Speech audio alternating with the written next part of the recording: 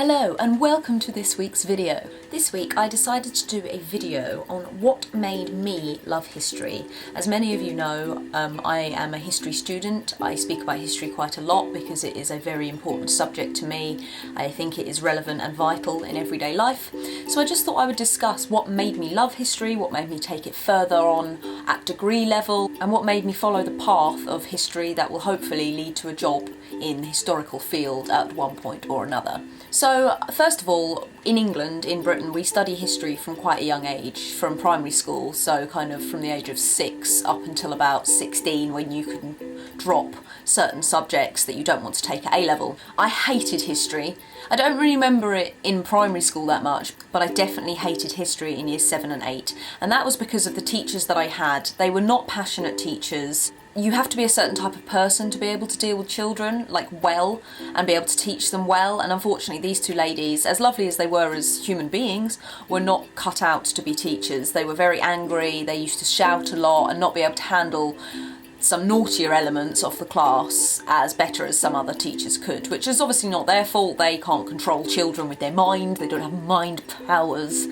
But it just unfortunately spoilt the subject for me. It all changed because of one man. One man! His name was Mr. Giles Dix. I'll just let that settle in. To have the surname Dix and being a high school teacher.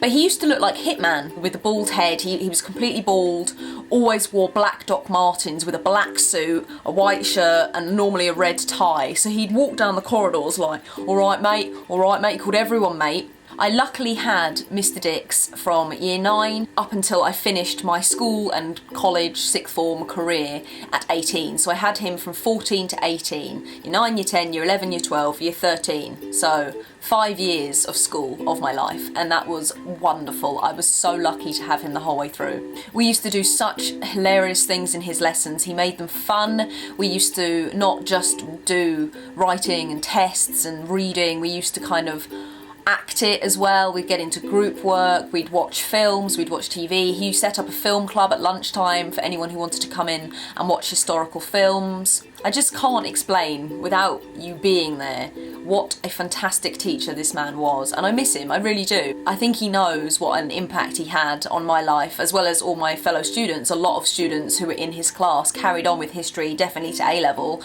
and a few people did a degree in history as well, so all because of him. So, sassy history role models. Second one, horrible histories. When I was younger, the TV show in England, in Britain, hadn't come out yet, but there were books, we had books, and they were titles such as Terrible Tudors, Slimy Stuarts, Vile Victorians. So you'd pick it up in the library at the age of like 8, 9 and be like, oh, what is this? Like, this is a cool title, it had cool pictures, it was really well illustrated, and that really got me into reading as well as loving history at the same time. And then when I was a teenager, the TV show came along, which if you haven't seen it and you like history, please YouTube Horrible Histories TV series. It is fantastic. For me, it combines 3 of my biggest loves: history, acting, and stupidity. It's literally my dream job. And they do a lot of songs, so not only are they dressing up and pretending to be the characters and making it funny with historical fact, they also make songs which are easier for kids to learn. So there's a song about Cleopatra to a Lady Gaga song, there's a song about Dick Turpin, the Highwayman, to one of Adam the Ant's songs. One of the best episodes, one of the best songs, comes from Rowan Atkinson, e.g. Mr. Bean, a freaking British classic of a man, a role model for all. And he is being Henry VIII, singing about the Reformation and little less monasteries to the tune of little less conversation, little more action, please. Yeah. And my favourite of all the songs, which all of my history buddies have heard me do many a time, and so have a lot of other people, is the Kings and Queens of England song. It's a lot longer than what I'm gonna sing to you now. It goes into more detail about each king and queen, but I now know, because of Horrible Histories, the TV show, all of the kings and queens from 1066 with William the Conqueror up until now. So that is 1,000 years nearly of kings and queens. Are you ready? William, William, Henry, Stephen, Henry, Richard, John, Oi, Henry, Ed, Ed, Ed, Rich, 2, then 3 more Henrys join our song. Edward, Edward, Richard, 3rd, Henry, Henry, Ed again, Mary 1, good Queen Bess, Jimmy, Charles, and then Jim, Will, Mary, Anna, Gloria, George, George, George, George, Will, Victoria, Edward, George 6, then Queen Liz 2 completes the mix. That's all the English kings and queens since William first that there have been. Boom. How else would you have known that? Like, that is a lot of kings and queens, and it put it to a song. It's in my head. Love that programme. Factor number 3 as to why I love history is where I live. I live in the south of England. I'm very lucky from a history point of view to live in the UK, as we have 1,000 years of fantastic history, more than that. Within 2 hours of me, I can get down to Hastings and visit Battle Abbey and visit the hill that the Normans ran up and stormed and took over the UK from. They landed in the south of the UK, had a massive battle with Harold Godwinson in Battle. It's this place called Battle because of the battle. That's 2 hours away. I've visited that while I was at secondary school. You've also got Hampton Court, which is not far away. Henry VIII, he lived there. Like, that's really cool to be able to go and visit that just being on your doorstep. And the same with Hever Castle, and Anne Boleyn, his second wife, and her family owned Hever Castle. I've spoken about Hever before because I love it so much there. The Imperial War Museum is one of my favourite museums in the world that I've ever visited because I'm a military historian of the Second World War. It has World War One, World War Two, and there's great interactive experiences as well. You used to go into a bomb shelter, and it was proper Anderson shelter with these 2 benches on either side, and you'd sit down and there'd be a speaker pretending to speak like proper London, like, did you hear how bad it was in the East End? They lit the old town alight and stuff like that. And then all of a sudden there was like a big shake, and obviously the benches had a mechanism in them that would make them shake. So and everyone would be like, oh my Christ, that sounded close, didn't it? Oh, let's go outside and explore. So you'd go out of your little bomb shelter after having heard a bomb coming, and you'd go out and it was the scene of a bomb site, and it was just a London street, and you could see St Paul's in the background with flames coming up. And honestly, as a child, it absolutely terrified me, but I loved it. That's why I study World War II so much now, I think, is because of experiences like that. We also have the Natural History Museum if you're interested in non-modern history, so history of dinosaurs and stuff like that. It's very interesting there. The Roman baths, we were taken over by the Romans, as most places were, and the Roman baths are a signifier of that. They are a physical mark of the fact that the Romans conquered Britain. And of course, London in general. London is so historical. You walk everywhere and stuff is hundreds and hundreds of years old.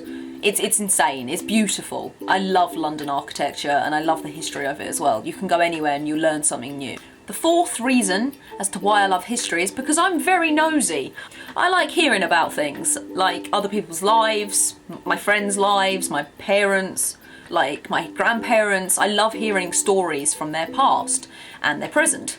And as a result, learning about history and learning about people across time is so interesting to me because I feel like I can really put myself in their shoes, as long as you do the right research, of course. If you're just reading something, second Victorian girl from the left, you're not going to know much about them. But once you've done reading on maybe not even that particular girl, but you've done the reading of childhood in Victorian times, the reading of females in Victorian times, servants, middle class families, all the different disciplines of history that would make up being a girl in Victorian England kind of thing. And I would then put myself in her shoes and imagine her everyday life, and I love it. I think the acting side of me helps with that too, because I always used to read about these stories and then pretend I was that person as a child and as a young teenager. And even now, like if I read something, I kind of pretend I'm that person, and I imagine that I'm in like a documentary or a film or something, and how I would portray that, knowing all the research that I do know. Number 5, I never thought I'd say it, but essays. Don't get me wrong, I don't enjoy essays. They stress me out so much,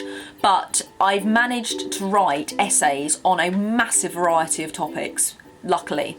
Studying history from primary school till now, e.g. from the age of 6 to 23, has given me so much insight into world history, not just from a British point of view either. I've done so much history from Russian and American point of views, German point of views. I've had, yeah, technically quite a Western viewpoint of history because that's just how it's taught, but I did also look at Russian perspectives when I learned about the Cold War, so it's fascinating seeing history itself from different viewpoints. And obviously writing essays has enabled me to research in depth about all these different places, all these different countries and their histories. And there's just so many different disciplines of history too, because you just think, oh, you're writing about the Tudors, but that's too broad a topic. What are you writing about the Tudors? The history of what? So I've been lucky enough to study disciplines such as the history of animals, in Europe especially, history of medicine, and the history of childhood, which is what I'm doing now. I mean, that's Europe as well. It is quite Eurocentric, but obviously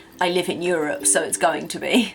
And just something a little interesting, I thought you might like to hear some points of view that aren't from me. So I spoke to my history student pals. So my friend Alice said she had really passionate teachers at school who encouraged her to do her best. Even when she got a bad mark, they never gave up on her. So again, a teacher, like just like me with Mr. Dix, a teacher made her love the subject and want to carry it on. My friend Leah said my history teacher was hilarious. She definitely sparked my interest in the subject. Exactly the same as me. Mr. Dix made me laugh every single day without fail, every time I was in his lessons. It was a great laugh as well as learning. And my friend Emily said she enjoys the immersive kind of experience that comes with learning about history. She was asked to be Anne Boleyn in a kind of immersive experience, kind of like the Imperial War Museum, and she loved it. I also have her permission to insert a little picture here, which obviously shows how much she loves history. From a young age. She's a triplet, by the way. These are her brothers. So to conclude, teachers are vitally important as to why I love history. Mr. Dix definitely inspired my love for it, and it just carried on through documentaries and films and how well things are made nowadays with archives and footage. It's been made so interesting. It's not just heavy history books anymore. So even if you don't want to read, you can still learn about history, and I love that. I hope that you enjoyed my reasons as to why I love history. Do let me know if you'd like to know anything else about studying history in the UK. I will try and answer it best as I can, and I shall see you next week.